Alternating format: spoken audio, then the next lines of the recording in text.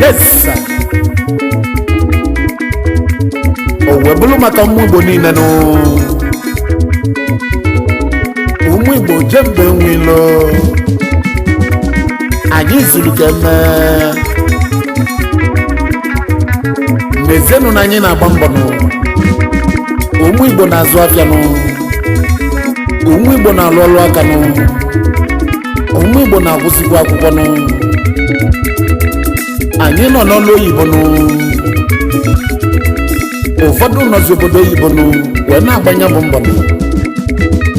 Na anyị na-akpatakwa ego nụ. Na-elikwa ego eli nụ. Investment wee kalịa. Yes.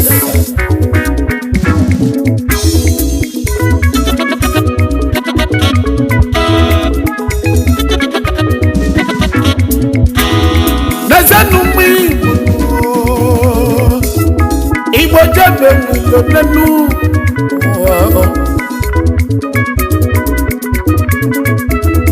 Ebe bụ na onye Igbo nọ nụrụ bezenu nọ na mgba mbọ. Ụmụ Igbo na-asụzi ajenu. Ụmụ Igbo na-alụ ọlụ aka nụ nenu. Ụmụ Igbo n'obodo oyibo nụ. Ụmụ Igbo na-agụzi akwụkwọ nụ. Na anyị na-alụkwa ọlụ oyibo nenu.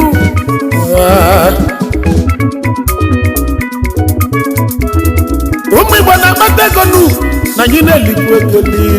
Na anyị na-enyere onwe anyị aka nụ. Nwanne masị nwanne nani.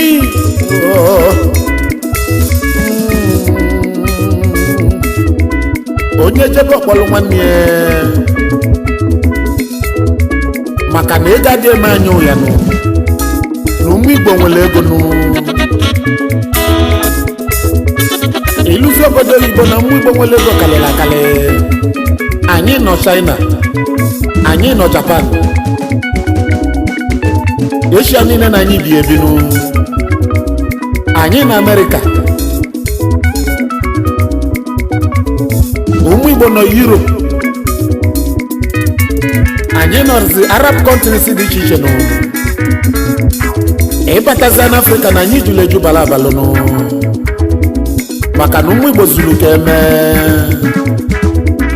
Anyị zuru ka eme n'enu ụwa nụ na anyị zuru ka eme nụ. Ụmụ Igbo na-eme ọgọ kalịsịa.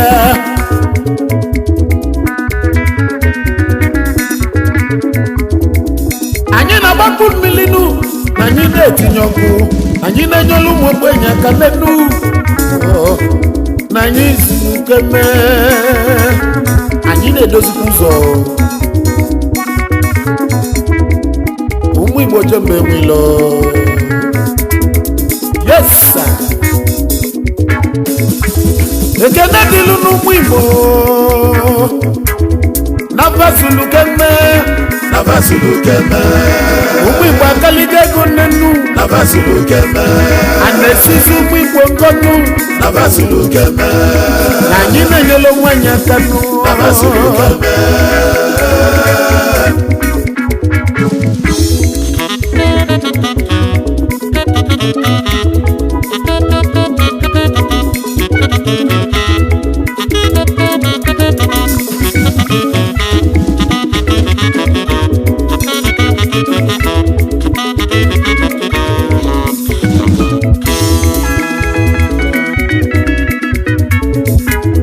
Kambuzele kumunenu wano. Kenezenu ụmụ Igbo nụ. Nezenu nabasulu keme nụ. Ka nkeneze ụmụ Igbo zuru keme. Hai chief Obinna Nwiyegbu. Obi Kubana. Adreesị ndị ọba niile nụ. The Chief Executive Officer Ibiza Club. CEO Kubana Hotels. Asimu keneze lolo. Lolo Mrs. Ebele Iyegbu. osodi amako na-edozo anyanwụ ụtụtụ na-edozo ndị ọba na Idemmili South Anambra State Nigeria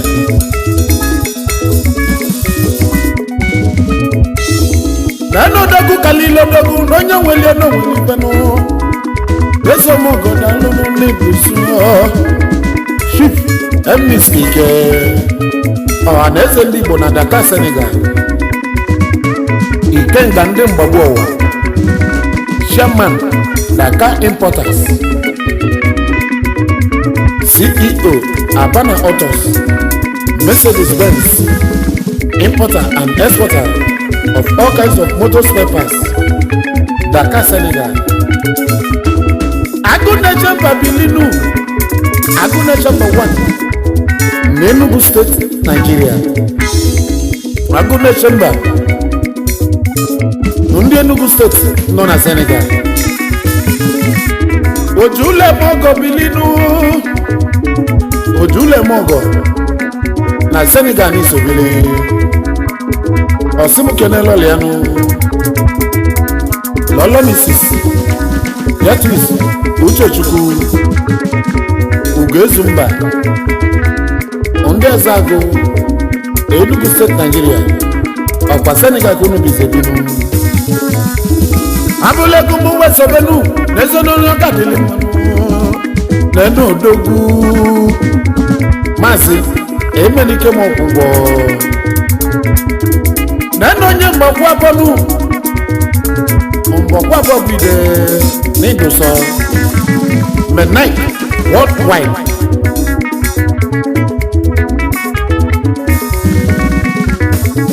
Ebube Chukwuzo 1 na Mgbagwo Ebube Chukwuzo 1 na Morocco. CEO Rapon Global Resources, importer and exporter of all kinds of motors. Chairman Mgbagwo Progressive Union Morocco. Executive member of Igbo Community Morocco. Member Ọhaneze Ndị Igbo na Abuja, Nigeria. Member Mgbagwo in Diaspora. Member Anambra State Community Meeting, Casablanca, Morocco.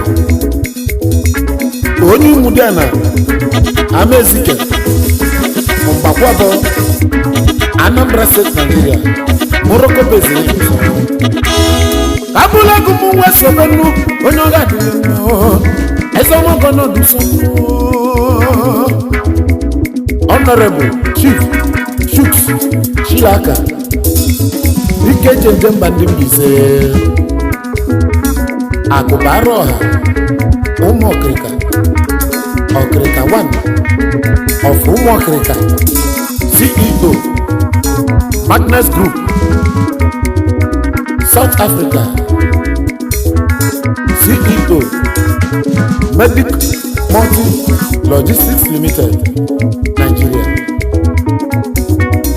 Former board director Imo Transport Company under Emeki Hedioha, and former special advisor political matters to Governor Hope Uzodinma. Chief Principal Kumbesh Worldwide Logistics Pty Limited. Former House of Assembly aspirant Ayazimbise State Constituency. Former Deputy President Ọhaneze Ndị Igbo na South Africa. Member Diamond Brothers International Club.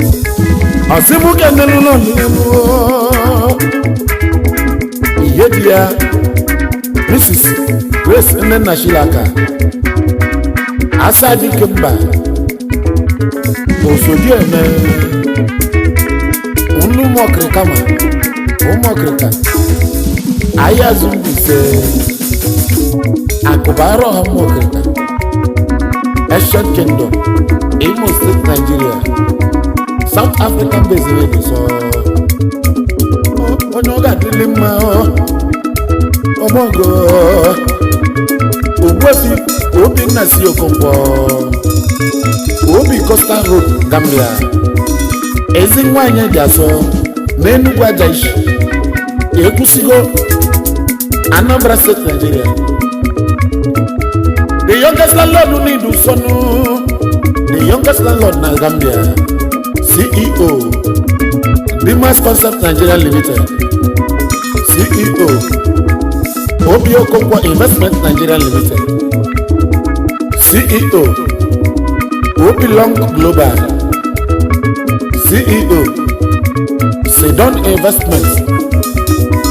Co-dealers in all kinds of auto spare parts, truck, cars, electrical, building material. President Akaraka Friends Club Gambia. Vice Chairman Anambra State Indigenous Association Asia. Vice Chairman Ekusigo Family Association Gambia. Member Eziwana Maka Committee of Friends Gambia. Member Igbo Community Gambia. First Treasurer Young Dynamic Friends Club. Osimu kenenu Lolo Mrs. Uju Eziwana Okonkwo Osodi Eme Nwade Nwanime. First Lady Sudan. Agụnwanyị na Gambia onye nweli n'onweli Gambia base n'ụlọ nsọ. Ekene dịlụ n'ụmụ Igbo Navasulu Keme. Navasulu Keme. Ụmụ Igbo akaliga ego nnenu. Navasulu Keme. Ana-esisi ụmụ Igbo ngọnụ. Navasulu Keme.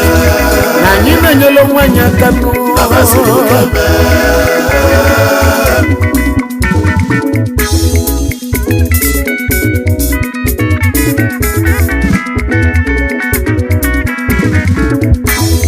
Abula gumu wesobelu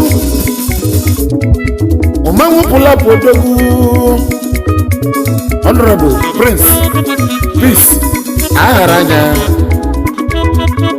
Ojibise Mogo 1 Namba Nile Importer and Exporter CEO Amapis Group of Company Nigeria Limited CEO Amapis Construction Company Nigeria Limited CEO Amapis Agro Allied Company Nigeria Limited.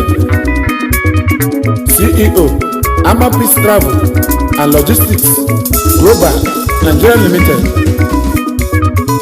CEO Amapis Luxury Boutique. Number 30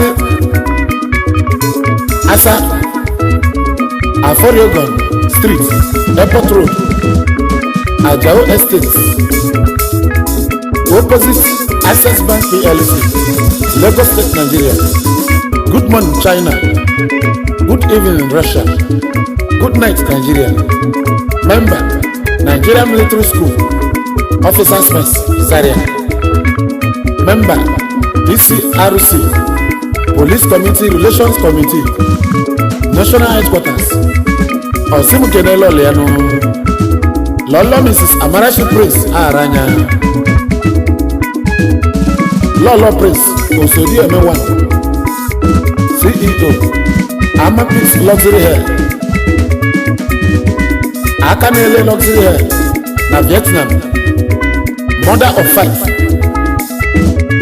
Umwakwala Urata Oparoha Autonomous Community Isialam North Local Government Abia State, Nigeria. Osekwa Russia kunu bizebinu. Abula kumu wesobenu. Neno nyoga dele manu. Mr. Goodluck Asomba. Mire wilo. Akubiro CEO AC Goodluck International. CEO Goodluck Care Foundation Ministry. Importer and exporter, dealers of all kinds of Owo Truck Spare Parts, dealers of elements and nozzle spare parts. Osimumulegumu kenelo leano. Lolo Mrs. Uju Asomba, Onduko, Anambra State, Nigeria. Osikwa Malikunu Bizebi. Ekene dilunu mwimo. Navasulu keme. Navasulu keme. Mwimbo akalige konenu. Navasulu keme. Anesisu mwimbo ngonu. Navasulu keme. Nanyina nyelo mwanya kanu. Navasulu keme.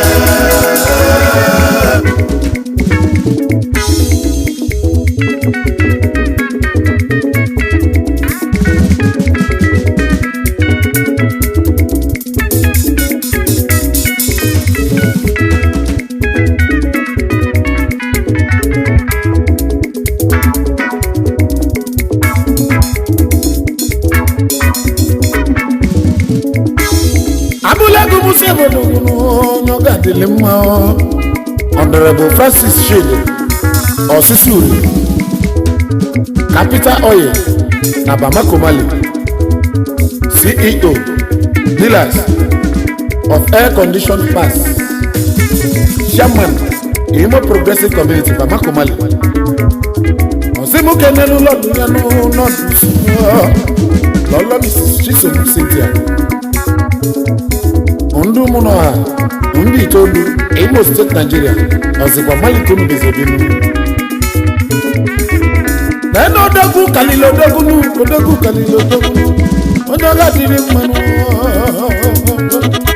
Aishi. Doctor, Emeko Kongo. Watana yeze bilinu, watana yeze usubilio.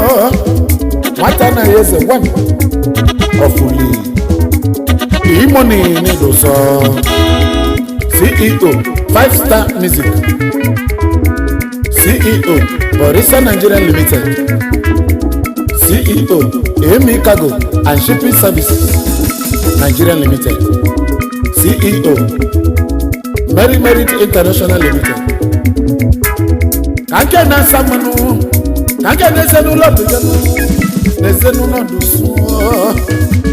Lolo Mrs. Juliet Okonkwo, Abalaki Bienu, Onduli, Iyala, Local Government, Anambra State, Nigeria. Abulagumu Chief Robert Olubisi Okundo, Isingene Atata, 1, Nomunya, Oyi Local Government Area, Anambra State. CEO, Rosemary's Cosmetics, Liberia and Sierra Leone. Patron, Ufobi Social Club, Sierra Leone. Treasurer, Nigeria Business Association. Bytown, Monrovia, Liberia. Member, Umunya Indigenous, Liberia and Sierra Leone. Member, Oyi Local Government, Indigenous, Liberia. Member, Omambala Indigenous, Liberia. Osimu Kenelo Leano. Lolo Mrs.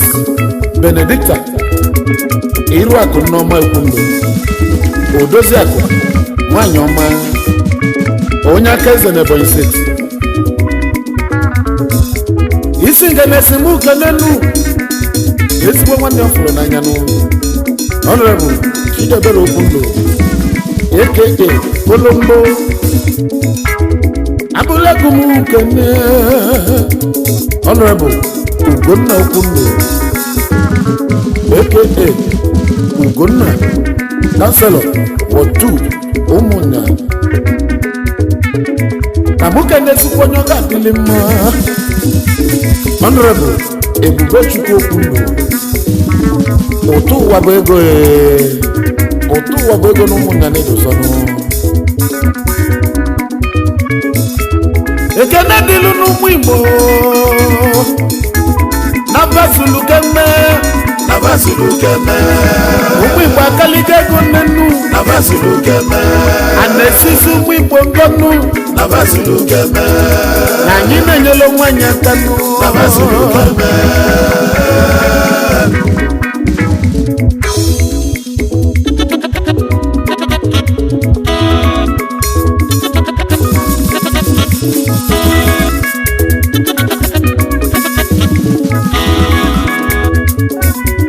ọsịmụ keneli ezi nwanne mbụ Chief Gabriel eze amaka okwundụ Captain Duga n'ụmụnna isi nge na atata 1 n'ụmụnna oyi o jere bute ike na mba niile ndị ezi ụmụnna village oyi local government area Anambra State aga n'onye ga-adịlị mmanụ ọmọgọ kalisia Chief Cletus Uzozie Ọragwa ego na-eji ije 1 n'Igboland Zenco the Managing Director Zenco Group of Companies Managing Director Zenco Oil and Gas Managing Director the General Bitters Managing Director Zenco Properties Managing Director Zenco Communications Limited West Africa Co-Director Technophones Osimuke Nezelu Lolo Mrs. Bessie Ọragwa Nkwoma Ondukpo Mbadike Nnewi South Anambra State Abulagu Mugano Honorable Austin Sidu Eze Nkwukwara na Manchester CEO Queen and Austin Nigeria Limited Leader Ashiva Sel Manchester United Kingdom Former Chief Patron Olu Development Union Dakar Senegal Former Secretary General Oza Youth Dakar Senegal Former Treasurer Olu Development Union Dakar Senegal Former Treasurer Olu Zona Assembly Dakar Senegal Member Undi Mamaka United Friends Club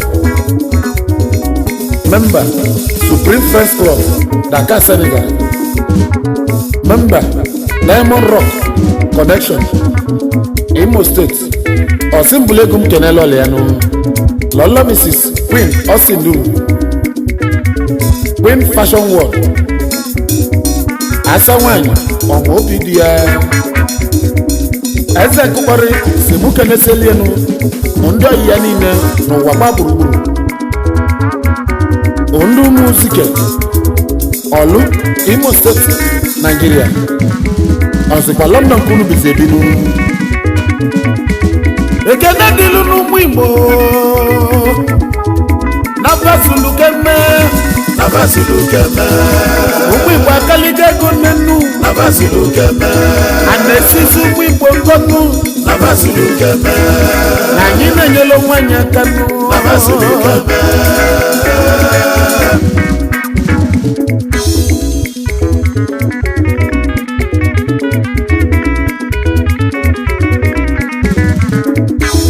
Akenenu Honorable Odogunu Naduso Honorable Onyebuchi Nnadi Akuru ụlọ 1 na Chimbieri Mbitolu Imo State Nigeria Dombuchi CEO Bushi Solution Limited London United Kingdom CEO Arena Systems Registered Nurse in London United Kingdom Church Nurse NHS England Member Undodimma United Friends Club Member College of Nursing England United Kingdom Member Undima Amaka United Friends Club Ezibonyo Mbitolu Imo State London based Nedo so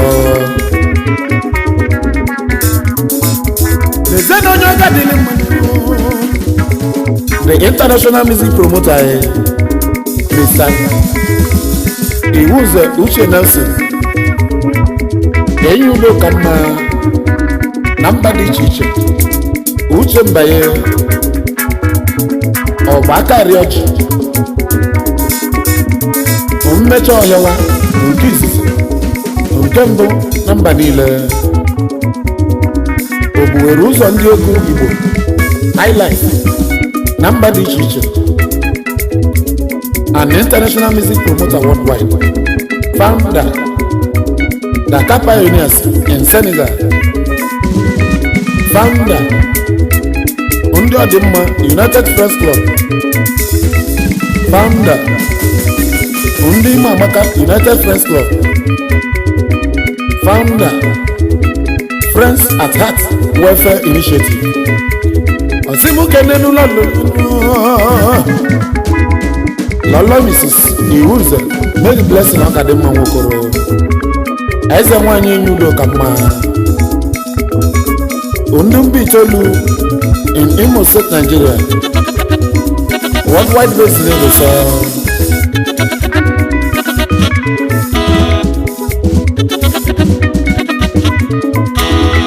Abule gumu kenenu onye ọga dịrị mma. Ọgaranya n'idu sonu. Chief Uchenna ya Emmanuel. Chief ihe onye toru n'ogo. One of Ụmụenyere Alai in the local government, Abia State, Nigeria. Uche C, the Western Union. CEO, Uche C Exchange. XE Money. Transfer, Bamako Mali. Dealers of Cars Company and Exchange. Igbo Chairman of Igbo Progressive in Bamako, Mali. Financial Secretary, Abia State Forum, Bamako, Mali. Member, Ultimate Friends Club, Bamako, Mali. Member, Igbo Union. Member, CMO, Bamako, Mali. Ozimukene Lolo Jemono. Lolo Mrs. Uche Emmanuel. Under Lai, embed the local government area, Abia State, Nigeria. Mali Basin Unudu so.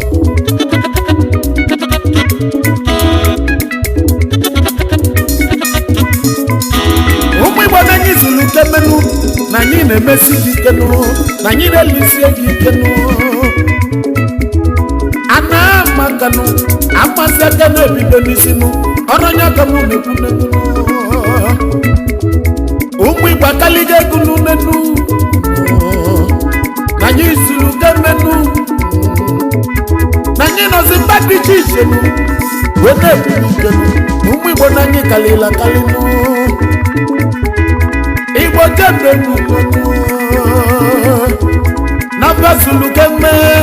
Nabazulugeme. Umwe bakalige kunenu. Nabazulugeme. Anesisu umwe bongotu. Nabazulugeme. Anyina nyolo mwanya kanu. Nabazulugeme. Nabazulugeme. Nabazulugeme. Umwe bakalige kunenu. Nabazulugeme. Anesisu umwe bongotu. Nabazulugeme. Anyina nyolo mwanya kanu. Nabazulugeme.